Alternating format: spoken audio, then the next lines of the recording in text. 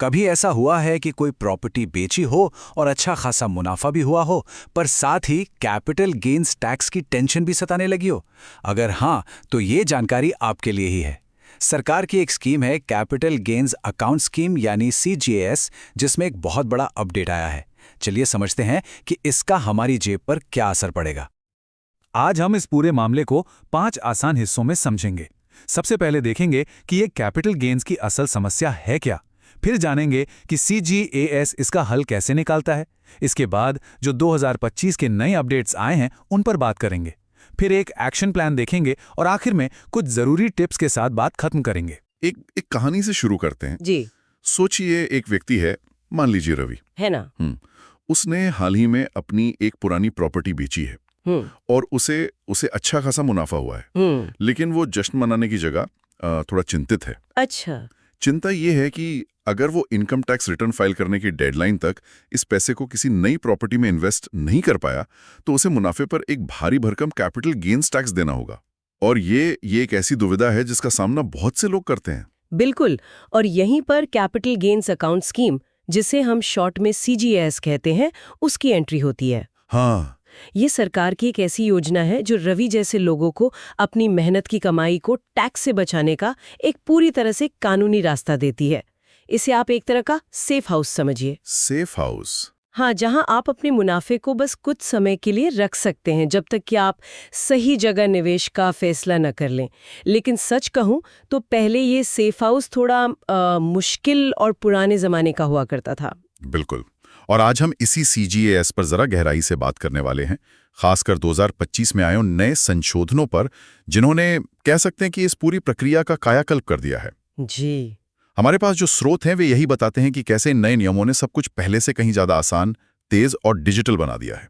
तो आज हमारा मकसद सिर्फ नियमों को जानना नहीं है, बल्कि ये समझना है कि ये बदलाव हमारी कहानी के रवि और उसके जैसे हजारों लोगों के लिए असल में क्या मायने रखते हैं। तो चलिए सबसे पहले ये समझ लेते हैं कि ये स्कीम काम कैसे करती है, बहुत ही सरल भाषा में। जब कोई व्यक्ति घर, जमीन जैसी कोई संपत्ति बेचता है और उसे उस पर लाभ होता है, तो उसे कहते हैं पूंजीगत लाभ या कैपिटल गेन। इनकम टैक्स कानून ये कहता है कि अगर इस लाभ को एक तय समय के अंदर, जो आमतौर पर 2 से 3 साल होता है, एक नई संपत्ति खरीदने या बनाने में फिर से इन्वेस्ट कर दिया जाए, तो उस लाभ पर टैक्स में छूट मिल सकती है। लेकिन असल मुश्किल तो तब आती है जब उस टाइम लिमिट के अंदर कोई सही प्रॉपर्टी मिलती नहीं है। मतलब बाजार में सही सौदा नहीं मिल रहा या कोई कानूनी अड़चन आ गई।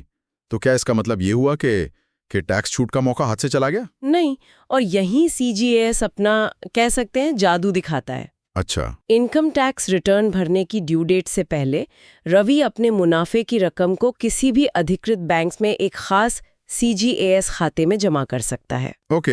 ऐसा करने से वो टैक्स विभाग को एक तरह से ये बता देता है कि उसका इरादा पैसे को दोबारा इन्वेस्ट करने का ही है, बस उसे थोड़ा और समय चाहिए। ये उस पैसे को एक सुरक्षित जगह पर पार्क करने जैसा है। पार्क करना सही शब्द है। इससे टैक्स छूट का दावा भी सेफ रहता है और निवेश के लिए पूरा वक्त भी मिल जाता है। बिल्कुल। ठीक है, तो ये तो हुआ इसका मूल सिद्धांत। अब आते हैं उस हिस्से पर जहां असल में मतलब सब कुछ बदल गया है। पहले ये प्रोसेस उतना सीधा नहीं था। हमारे स्रोत बताते हैं कि CGAS खाते सिर्फ कुछ चुने हुए सरकारी बैंकों में ही खुलते थे। जी, और ये एक बहुत बड़ी बाधा थी। मतलब रवि को शायद एक ऐसे बैंक में जाना पड़ता जहां उसका पहले से कोई खाता ही ना हो। बिल्कुल। फिर वो लंबी कागजी कार्रवाई। आपने बिल्कुल सही पकड़ा। लेकिन 2025 के कैपिटल गेन्स अकाउंट्स दूसरा संशोधन स्कीम ने इसमें जबरदस्त बदलाव किए हैं, जो 19 नवंबर 2025 से लागू भी हो चुके हैं। तो सबसे पहला और बड़ा बदलाव क्या है? सबसे पहला और शायद सबसे बड़ा बदलाव है बैंकों के दायरे का विस्तार। अब सिर्फ सरकारी बैंक ही नहीं, बल्कि सरकार ने 19 नए निजी और छोटे वित्त बैंकों को भी CGAS खाते खोलने की इजाजत दे दी है। इसमें HDFC, ICICI, axis bank, Kotak Mahindra, सब बड़े नाम शामिल हैं। अरे वाह, ये तो बहुत बड़ी राहत है। लेकिन ये सिर्फ सुविधा से बढ़कर भी कुछ है ना? हाँ, ये सिर्फ सुविधा की बात नहीं है, ये एक सोची समझी रणनीति लगती है। अक्सर सरकारी योजनाएं पहुंच की कमी की वजह से उतनी सफल नहीं हो पाती। सही बात है। निजी बैंकों को शामिल करने का मतलब है कि सरकार उनके विशाल ग्राहक आधार और बेहतर टेक्नोलॉजी का लाभ उठाना चाहती है। ये इस योजना को एक नीश प्रोडक्ट से निकालकर मेन स्ट्रीम फाइनेंशियल प्लानिंग का हिस्सा बनाने की कोशिश है। ये एक दिलचस्प पॉइंट है, लेकिन एक सवाल मन में आता है, क्या सभी निजी बैंक, खासकर जो छोटे वित्त बैंक हैं, उनके पास इस तरह के खास सरकारी खातों को संभालने के लिए सही सिस्टम है? मतलब कहीं ये जोखिम भरा तो नहीं हो सकता? ये एक जायज सवाल है, लेकिन सरकार और आरबीआई आमतौर पर ऐसे बैंकों को ही चुनते हैं जिनका ट्रैक रिकॉर्ड अच्छा हो। फिर भी लोगों को अपनी तरफ से थोड़ी सावधानी बरतनी चाहिए और किसी जाने माने बैंक को चुनना शायद बेहतर हो सकता है। हाँ, इसमें एक शर्त जरूर है जिसे याद रखना जरूरी है। ये खाते सिर्फ नॉन रूरल ब्रांचेस यानी शहरी या कस्बाई इलाकों की शाखाओं में ही खोले जा सकते हैं। ठीक है, तो अब रवि के लिए बैंक ढूंढना आसान हो गया, लेकिन बैंक पहुंचने के बाद की प्रक्रिया का क्या? मुझे याद है पहले सब कुछ चेक और डिमांड ड्राफ्ट से होता था, जिसमें दिन लग जाते थे। बिल्कुल, और अगर डेडलाइन नजदीक हो तो ये एक बहुत बड़ा सिरदर्द बन सकता था। तो क्या उसमें कोई राहत मिली है? बहुत बड़ी, और शायद ये सबसे बड़ा और गेम चेंजिंग बदलाव है। अब पूरी प्रक्रिया डिजिटल हो चुकी है। डिजिटल? हाँ, नए नियमों के तहत अब भुगतान के लिए credit card, debit card, net banking, IMPS, UPI, RTGS, NEFT और यहां तक कि भीम आधार पे, मतलब सभी आधुनिक इलेक्ट्रॉनिक तरीकों को मान्यता दे दी गई है। UPI और नेट बैंकिंग, ये तो सच में गेम चेंजर है। जी, अब चेक के क्लियर होने का 3-4 दिन इंतजार करने या बैंक जाकर ड्राफ्ट बनवाने की कोई जरूरत नहीं। मैं तो सोच रहा हूं कि कितने ही लोगों का टैक्स सिर्फ इसलिए लग जाता होगा क्योंकि उनकी डेडलाइन के दिन बैंक बंद था या चेक क्लियर नहीं हुआ। इस एक बदलाव ने तो उस पूरी चिंता को ही खत्म कर दिया। सही कहा। मेरे एक क्लाइंट थे जिन्होंने आखिरी दिन चेक जमा किया था, अगले दिन छुट्टी थी और चेक एक दिन बाद क्लियर हुआ। तकनीकी रूप से वो डेडलाइन चूक गए थे और उन्हें लाखों का टैक्स भरना पड़ा था। उनके लिए ये नए डिजिटल नियम एक वरदान की तरह होते, और यह सिर्फ पैसे जमा करने तक ही सीमित नहीं है। अच्छा, और क्या है? एक और महत्वपूर्ण बदलाव है। पेमेंट तो डिजिटल हो गया, लेकिन सरकारी कामों में असली सिरदर्द तो कागजात का होता है। क्या अभी रवि को वो पासबुक संभाल कर रखनी होगी? नहीं, अब वो झंझट भी खत्म हो रहा है। तीसरा बड़ा बदलाव डिजिटल दस्तावेजों से जुड़ा है। अब बैंकों को ये इजाजत दी गई है कि वो फिजिकल पासबुक की जगह इलेक्ट्रॉनिक स्टेटमेंट यानी ई-स्टेटमेंट भी जारी कर सकते हैं। और वो वैध माना जाएगा? हाँ, इस ई-स्टेटमेंट को कानूनी रूप से पूरी तरह वैध माना जाएगा। इससे रिकॉर्ड रखना और उन्हें संभालना बहुत आसान हो गया है। सब कुछ आपकी ईमेल में सुरक्षित। ये सब तो खाता खोलने और इस्तेमाल करने के लिए बहुत अच्छा है, लेकिन मान लीजिए 2 साल बाद रवि को अपना सपनों का घर मिल जाता है और वो इस CGS खाते के पैसे से उसे खरीद लेता है। अब उसे ये खाता बंद करवाना है। क्या उसके लिए उसे फिर से बैंक के चक्कर काटने पड़ेंगे? फिलहाल तो हाँ, लेकिन भविष्य में नहीं। और ये चौथा बड़ा बदलाव है। 1 अप्रैल 2027 से CGSA खाते को बंद करने की प्रक्रिया पूरी तरह से ऑनलाइन हो जाएगी। पूरी तरह से ऑनलाइन? जी, मतलब खाता धारक को बैंक की शाखा में जाने की जरूरत नहीं होगी। वे डिजिटल सिग्नेचर या इलेक्ट्रॉनिक वेरिफिकेशन कोड, जिसे EVC कहते हैं, उसका इस्तेमाल करके ऑनलाइन ही आवेदन कर सकेंगे। वाह! और एक चीज जो अक्सर उलझन पैदा करती थी, वो थी जमा की तारीख को लेकर। मतलब अगर कोई महीने के आखिरी दिन चेक जमा करता है तो उसे किस दिन का माना जाएगा? क्या इसे लेकर भी कोई स्पष्टता आई है? हाँ, और ये 5वां बदलाव बहुत महत्वपूर्ण है। नए नियमों में यह साफ कर दिया गया है कि इलेक्ट्रॉनिक पेमेंट की स्थिति में जिस तारीख को बैंक को पेमेंट का निर्देश मिलता है, उसी को जमा की प्रभावी तारीख माना जाएगा। और चेक के मामले में? चेक या ड्राफ्ट के मामले में भी जिस दिन आवेदन के साथ उसे बैंक में जमा किया जाता है, वही तारीख मानी जाएगी, भले ही वो क्लियर बाद में हो। इससे वो सारा भ्रम खत्म हो गया। तो अब तक हमने जितने भी बदलाव की बात की है वो सब रवि जैसे व्यक्तिगत करदाता पर लागू होते हैं, लेकिन हमारे स्रोत आयकर कानून की एक और धारा 54GA का भी जिक्र करते हैं। इसका क्या मतलब है? बिल्कुल, और ये छठा और अंतिम बड़ा बदलाव दिखाता है कि सरकार इस योजना को एक बड़े आर्थिक लक्ष्य के लिए भी इस्तेमाल कर रही है।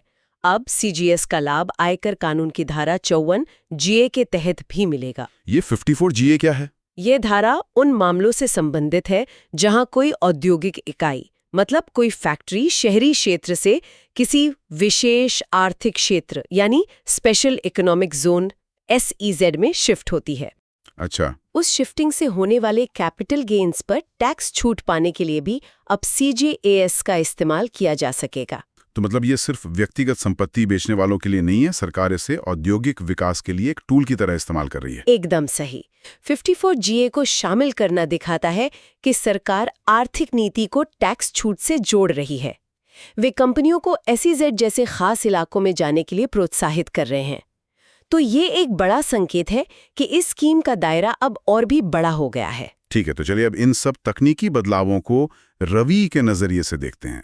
एक आम व्यक्ति के लिए इन सब का असल मतलब क्या है, क्या फायदे हैं? इसके कई सीधे और साफ लाभ हैं। सबसे पहला और सबसे बड़ा फायदा है लचीलापन और मानसिक शांति। अगर रवि तुरंत नई संपत्ति में निवेश नहीं कर पा रहा, तो CJAS उसे बिना टैक्स की चिंता किए सही मौके का इंतजार करने की मोहलत देता है। मतलब जल्दबाजी में कोई गलत फैसला लेने से बच जाता है। दूसरा बड़ा फायदा है सुविधा और विकल्प।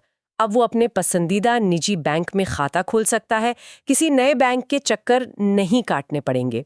और तीसरा है रफ्तार और पारदर्शिता। UPI से पैसा तुरंत जमा हो जाता है। ये सब सुनने में तो बहुत ही अच्छा लग रहा है, लेकिन सिक्के का दूसरा पहलू भी होता है। क्या इसमें कुछ ऐसी सावधानियां या सख्त नियम भी हैं जिन्हें रवि को बिल्कुल नहीं भूलना चाहिए? हाँ, कुछ बातें हैं जिन्हें ध्यान में रखना बहुत जरूरी है और इनमें कोई ढील नहीं है। सबसे पहली बात, CJAS खाते में जमा राशि का उपयोग किसी और मकसद के लिए बिल्कुल नहीं किया जा सकता। मतलब सिर्फ प्रॉपर्टी खरीदने के लिए? हाँ, ये पैसा सिर्फ और सिर्फ निर्धारित निवेश के लिए ही है। अगर इसका किसी और काम में इस्तेमाल किया गया तो उसे नियमों का उल्लंघन माना जाएगा। और समय सीमा का क्या? क्या वो अभी भी उतनी ही महत्वपूर्ण है? वो अभी भी सबसे ज्यादा महत्वपूर्ण है। ये एक आम गलतफहमी है कि CJIS में पैसा डालने से समय सीमा बढ़ जाती है। ऐसा नहीं है। अच्छा। जी, CJS आपको सिर्फ रिटर्न फाइलिंग की तारीख से आगे कानून में दी गई पूरी 2 या 3 साल की अवधि का उपयोग करने की अनुमति देता है, लेकिन उस कानूनी समय सीमा का पालन करना अनिवार्य है। मतलब ये एक अस्थायी पार्किंग है, हमेशा के लिए टैक्स बचाने का तरीका नहीं। बिल्कुल। अगर उस अवधि में पैसा निवेश नहीं हो पाया तो उस जमा राशि को आपका लाभ मानकर उस पर टैक्स लगा दिया जाएगा। ठीक है। और बैंकों की शाखाओं को लेकर भी एक शर्त थी? जी, जैसा कि पहले बताया गया, ये खाता ग्रामीण क्षेत्रों के बैंक शाखाओं में नहीं खोला जा सकता। और आखिर में लोगों को 2027 के बाद खाता बंद करने की ऑनलाइन प्रक्रिया के लिए मानसिक रूप से तैयार रहना होगा। तो कुल मिला के ये कहा जा सकता है कि capital gains account scheme tax बचाने का एक बहुत शक्तिशाली जरिया है। और 2025 के नए नियमों ने इसे न केवल ज्यादा लोगों की पहुंच में ला दिया है, बल्कि इसे आज के डिजिटल युग के पूरी तरह से अनुकूल भी बना दिया है। अगर आज की इस पूरी चर्चा से 2 बातें याद रखनी हो तो वो क्या होंगी? पहली बात तो ये कि अगर कोई संपत्ति बेची है और तुरंत नया निवेश नहीं कर पा रहे हैं तो घबराने की जरूरत नहीं है। CJAS एक बहुत ही भरोसेमंद और अब बेहद सुविधाजनक विकल्प है। और दूसरी बात ये कि इन नए नियमों की खासकर डिजिटल पेमेंट और निजी बैंकों के विकल्पों की जानकारी रखना बहुत जरूरी है, ताकि इस योजना का पूरा लाभ उठाया जा सके। बिल्कुल। ये सब दिखाता है कि सरकार कर अनुपालन यानी टैक्स कंप्लायंस को आसान और डिजिटल बनाने पर कितना जोर दे रही है। इससे आम लोगों के लिए सुविधा तो बढ़ती है, लेकिन ये एक दिलचस्प सवाल भी खड़ा करता है जिस पर सोचा जा सकता है। और वो सवाल ये है जो हम अपने श्रोताओं के लिए छोड़कर जा सकते हैं। टैक्स बचाने वाली योजनाओं में इस तरह की बढ़ी हुई पारदर्शिता और हर लेनदेन का डिजिटल रिकॉर्ड भविष्य में लोगों के निवेश करने के व्यवहार और उनकी लंबी अवधि की वित्तीय योजना को किस तरह से प्रभावित कर सकता है? सोचने वाली बात है। क्या इस डिजिटल निगरानी से लोग ज्यादा योजनाबद्ध और ईमानदार बनेंगे, या फिर हर चीज के ऑनलाइन होने से कोई नई चुनौती सामने आएगी? ये सोचने वाली बात है। Like, comment, and subscribe.